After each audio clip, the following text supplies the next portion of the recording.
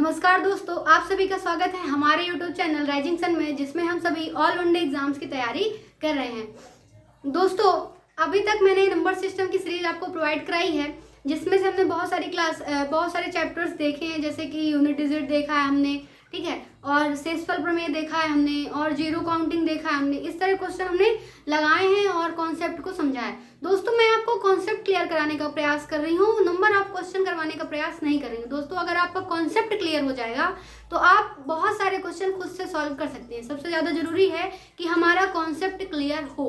अगर हमारा concept clear हो जाता है तो हम कोई भी क्वेश्चन सॉल्व कर सकते हैं। इसीलिए मैंने ब्लड लेसन पढ़ाया जो आपको, उसमें मैंने कॉन्सेप्ट क्लियर कराया है। उसके बाद मैंने डायरेक्शन जो पढ़ाया उसमें भी मैंने कॉन्सेप्ट क्लियर कराया है। नंबर ऑफ जो क्वेश्चन का वीडियो है वो जब आपका कॉन्सेप्ट क्लियर हो जाएगा एक बार, उसके बाद मैं आपको नंबर ऑफ क्वेश्चन के वीडियोस भी प्रोवाइड करा दूंगी। तो दोस्तों, सबसे पहले जरूरी है कि आप अपना कॉन्सेप्ट क्लियर कर लें। अगर आपका कॉन्सेप्ट क्लियर है तो आप बुक वगैरह से भी क्वेश्चन को सॉल्व कर सकते हैं। तो आइए देखते हैं दोस्तों, आज के इस वीडियो में विभाज्य संख्या ज्ञात करना, किस तरह से विभाज्य संख्याओं को ज्ञात किया जाता है। जैसे क्वेश्चन पूछता है कि बहुत बड़ी सी संख्या दे दी जाएगी और पूछा जाएगा कि बताइए इससे विभाजित करने पर कितनी संख्याएं इसमें मिलेंगी जो कि 17 से विभाजित हो जाएं, जो कि 18 से विभाजित हो जाएं, जो कि 19 से विभाजित हो जाएं। इस तरह के जो क्वेश्चन पूछते हैं विभाज्य संख्या ज्ञात करने वाले, उस तरह के क्वेश्चन को आज के वीडियो में हम देखेंगे। तो दोस्तों, पहला क्वेश्चन है 400 तक कुल कितनी संख्या 17 से पूर्णतः विभाजित होंगी?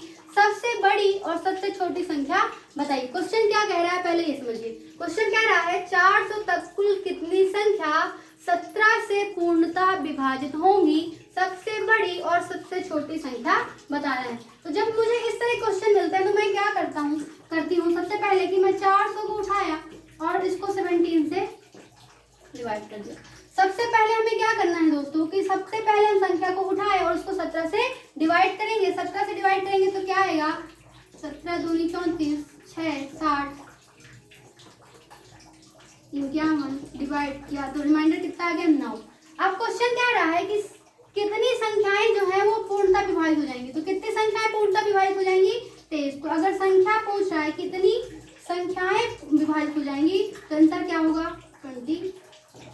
क्लियर है?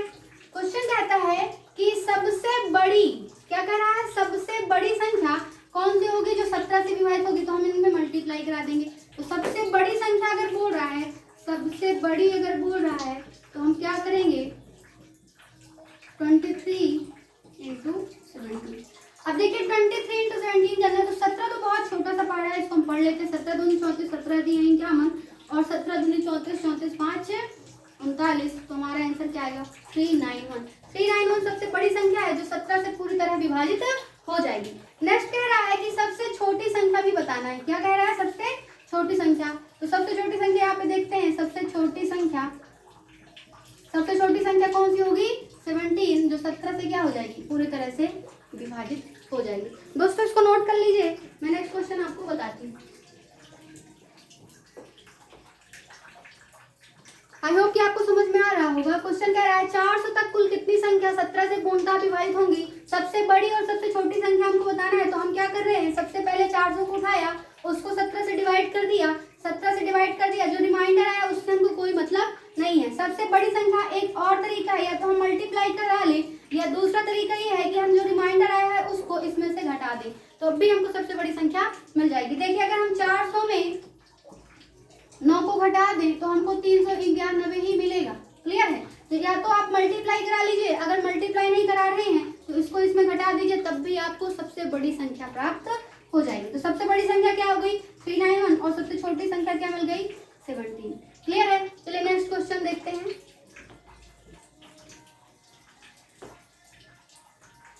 नेक्स्ट कह रहा है 700 तक कुल कितनी संख्या 37 से विभाजित होंगी? 700 तक बोल रहा है, जिसको किससे डिवाइड करना है?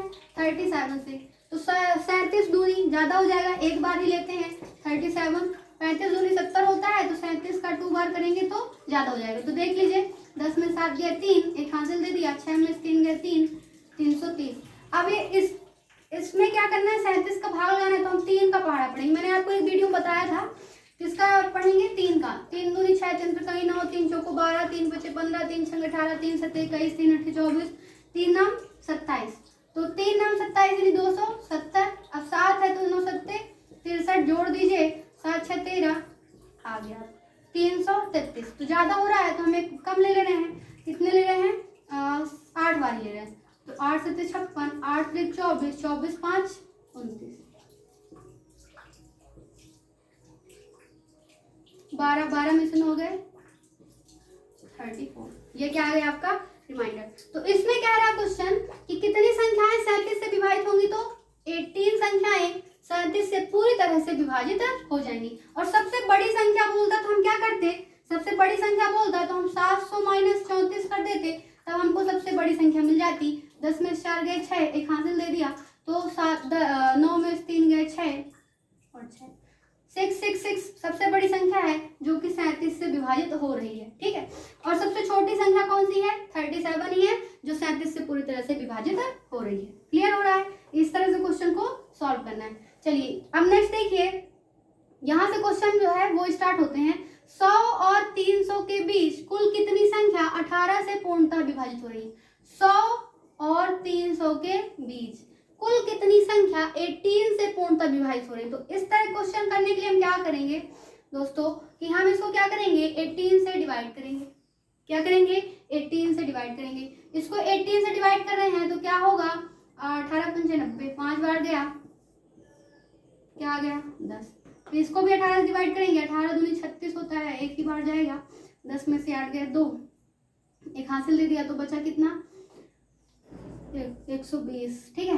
18 पंजे 90 छक्का 108, 18 छक्का 108, 6 बार ही जाएगा।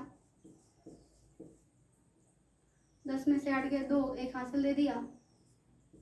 ठीक है। तो देखिए जब इस तरह क्वेश्चन आ गया, कह रहा है 100 और 300 के बीच कुल कितनी संख्या 18 से पूर्णतः विभाजित होंगी। तो पहले हमने 100 को 18 से डिवाइड कर लिया, फिर हम 300 को 18 से डिवाइड कर लिए। अब देखिए इनके बीच की संख्या बोल रहा है, यानी 100 के बाद की और 300 के पहले की बोल रहा है। तो हम क्या करेंगे, इनको जो हमारा आया हुआ है भागफल उसको आपस में घटा देंगे। 16 माइनस 5 कर देंगे तो आंसर क्या आ जाएगा 11। और यही क्या हमारा, ये क्या है हमारा आंसर।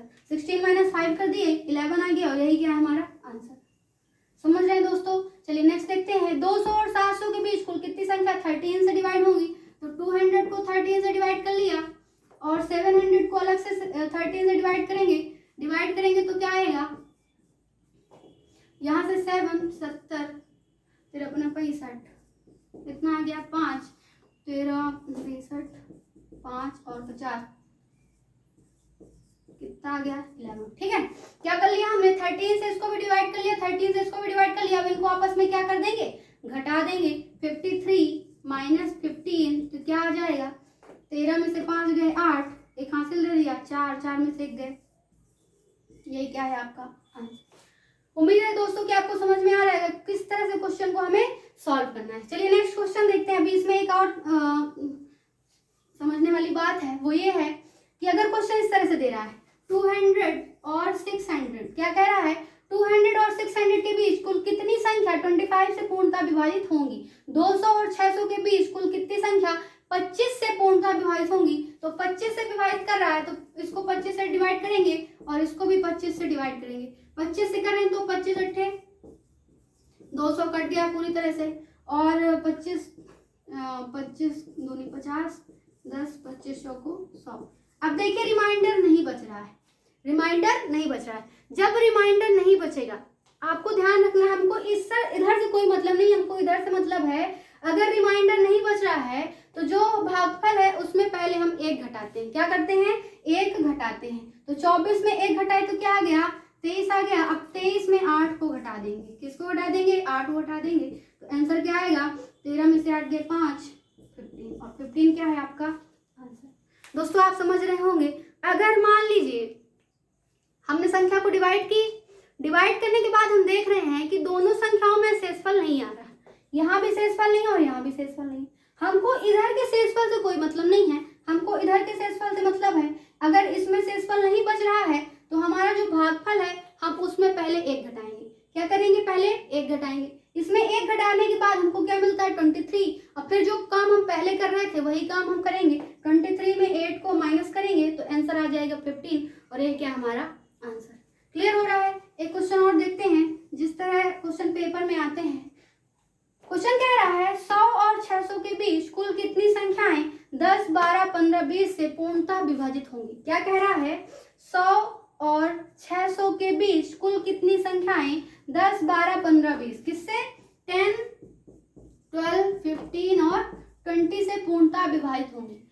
अब दोस्तों आप समझिए बात को, मैं ये वीडियो आपको बाद में क्यों प्रोवाइड करा रही हूँ, क्यों? इसलिए क्योंकि हमको यहाँ पर एलसीएम की जरूरत पड़ेगी, इसलिए मैंने आपको एलसीएम वाला वीडियो पहले प्रोवाइड कराया है। आपने एलसीएम निकालना सीख लिया होगा। अब हम यहाँ पहले क्या करेंगे? एलसीएम निकालेंगे तो इसका क्या करेंगे? गुणनखंड करेंगे। कर लिया। उसके बाद हम देख रहे हैं 10 इसमें शामिल है। 15 के लिए हमें 3 चाहिए तो 3 हम ऐड कर लिए। 12 के लिए क्या चाहिए? 2 दूनी 4 दिए, 12 ऐड है पहले से। अब इनका गुणा करा लो, 5 दूनी 10, दूनी 20 दिया 60। एलसीएम क्या आ गया हमारे पास? 60। क्या आ गया? 60। अब कह रहा 100 और 600 के बीच कुल कितनी संख्याएं 10, 12, 15, 20 से पूरी तरह से विभाजित हो जाएंगी। तो हम क्या करेंगे? जो हमारा एलसीएम आया है 60, इससे से क्या करेंगे? डिवाइड करेंगे। 100 को 60 से डिवाइड करेंगे और 600 को भी 60 से डिवाइड करेंगे। देखिए 60 कर रहे हैं तो क्या आ जाएगा? एक ही बार जाएगा, 40 आ गया और ठीक है, क्या आ गया? 10। अब देखिए यहाँ रिमाइंडर बचा क्या? नहीं बचा। यहाँ रिमाइंडर बचा क्या? नहीं। लेकिन यहाँ रिमाइंडर बचा हुआ है, और मैंने आपको पिछले वीडियो में समझाया है कि हमको इधर से कोई मतलब नहीं है, यहाँ रिमाइंडर बचे या रिमाइंडर ना बचे, हमको इधर से मतलब है। अगर इसमें रिमाइंडर नहीं बच रहा है तो क्या? अगर इसमें रिमाइंडर नहीं बच रहा है तो हम पहले क्या करेंगे? भागफल में 1 घटाएंगे। 1 घटाएंगे तो क्या आएगा? 9, और 9 में फिर 1 घटा देंगे तो क्या आ जाएगा? 8, और 8 ही हमारा क्या है? आंसर। यानी 100 और 600 के बीच कुल कितनी संख्याएं इधर से 10, 12, 15, 20 से पूर्णतः विभाजित होंगी। तो 8 संख्याएं ऐसी हैं जो 10, 12, 15, 20 से पूरी तरह से विभाजित हो जाएंगी। दोस्तों आज का वीडियो यहीं तक है। हमने सीखा विभाज्य संख्या ज्ञात करना, किस तरह से संख्याओं को ज्ञात करते हैं। एसएससी के फेवरेट क्वेश्चंस में आते हैं और कई बार क्वेश्चन इस तरह के आ चुके हैं पेपर में। तो दोस्तों उम्मीद है कि आप लोगों को समझ में आया होगा। अगर समझ में आया हो तो प्लीज़ हमारे वीडियो को लाइक करें, शेयर करें और सब्सक्राइब करें। दोस्तों बहुत मेहनत करके ये वीडियो बनाई जा रही है, तो प्लीज़ दोस्तों इस मेहनत को सफल रखें। थैंक यू दोस्तों।